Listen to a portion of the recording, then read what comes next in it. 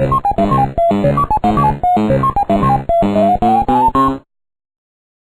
thank you for watching Gabbin About Games. I'm Miguel Sanchez. And I'm Viper UK98.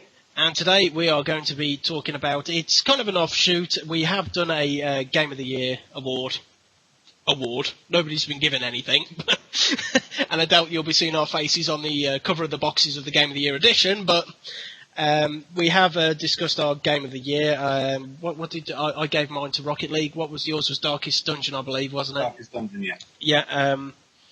But now we're going to talk about something slightly different, which is the most played. There is a difference between the best game that you've played in a year and the worst game. For example, the best game that you can play may only be 8 hours from start to finish. And that may be the absolute best game that you have played that year, hands down. But after the 8-9 hours, you've moved on to something else. Whereas I think the most played game of the year, it deserves a nod, just from the point of view that it's a game that's managed to just keep going back to it no matter what. You may play other things, but this is the one game that just constantly brings you back. So, well, the game that I have actually played most of last year, again, we've actually been talking about this already in one of our previous videos, is Dark Souls 2, Scholar of the First Sin by From Software. Thanks to a certain Miquel Sanchez. I can't say your name.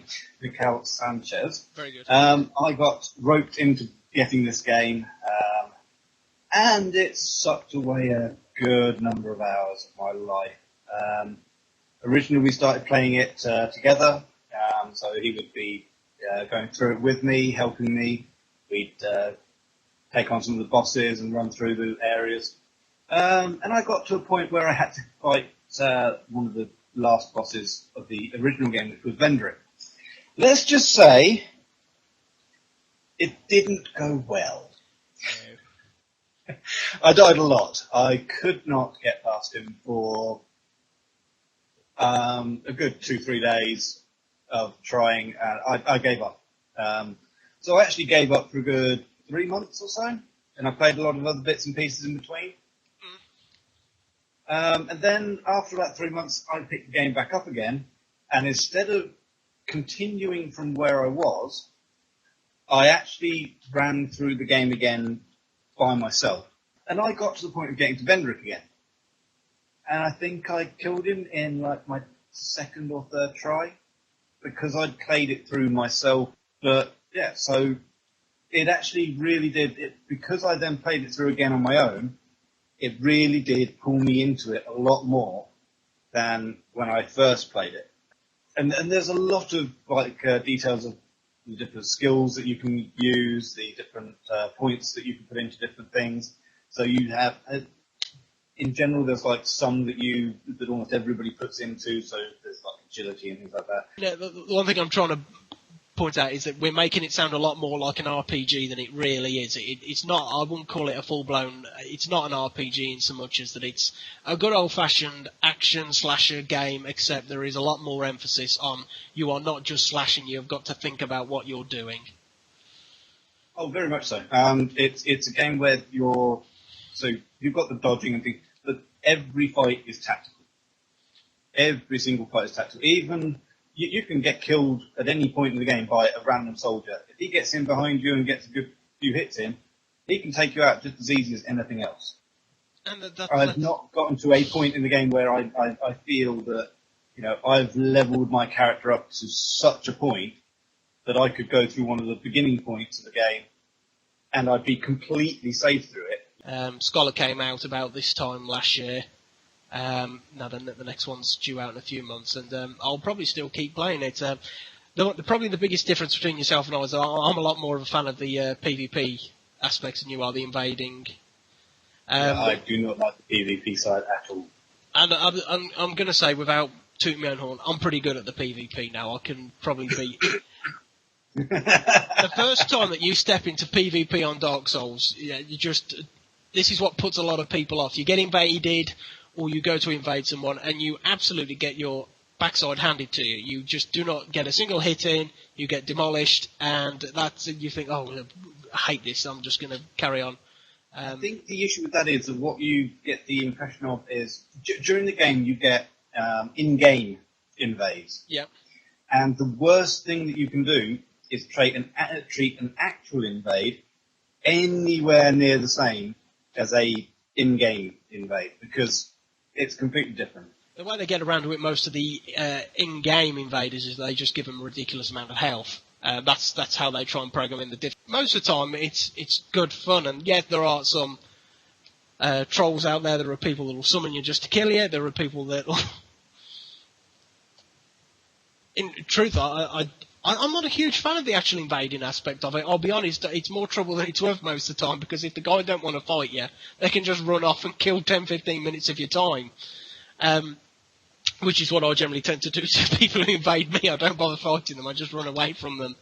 Given that, we're recording this in January 2016, and that Dark Souls 3 is going to be released in about 3-4 months, is it worth people buying Dark Souls 2 Scholar of the First Sin now? I would probably say... Yes. You think so? I think not.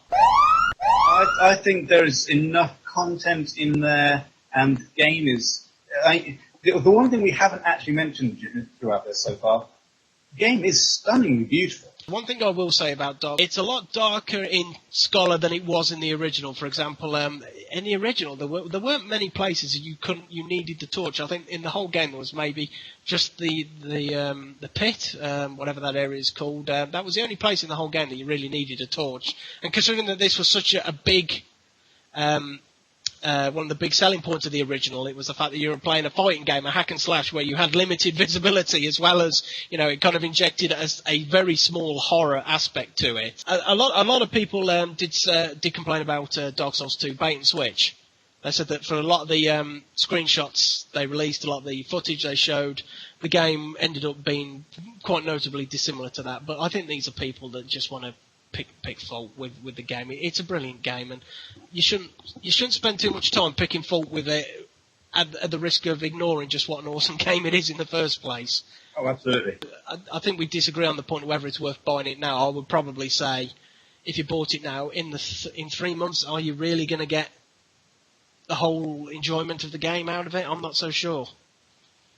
Because particularly after April, when Dark Souls 3 is released, the traffic on Dark Souls 2 is just going to dive bomb. Unless Dark Souls 3 is an absolute mess. Which I don't believe will happen. But yeah, definitely I'd say try it, but that's my only concern. I don't think people would give it the full crack of the whip. I think you need more than 3 months to really get into Dark Souls. And by that point, but then again, if you're on a limited budget, you can pick up Dark Souls Scholar for about £20 now, and it's well worth that money. It still looks and plays brilliantly. It doesn't. I mean, the game itself, the core game, is 2 years old now, and it doesn't look like a 2-year-old game. Which I don't think we have explained, but just to be clear, Scholar of the First Sin is the fully patched and updated a Game of the Year edition. I think that's probably the best description. It's not how they market it, but it's Dark Souls 2 with all the DLC, everything all thrown in, all polished and all improved, all ready to go, and that's probably the best description. So, yeah, do what you want, I don't care. But at the moment, Dark Souls 3 is the unknown, whilst Scholar of the First Sin is a clean, polished and completed game that everybody knows. If it's a case of money, if you're saving your pennies, you may just want to, let Dark Souls 3 come out and see what the verdict is on that. And if it's not great, then just go for Scholar, because it's still a brilliant game.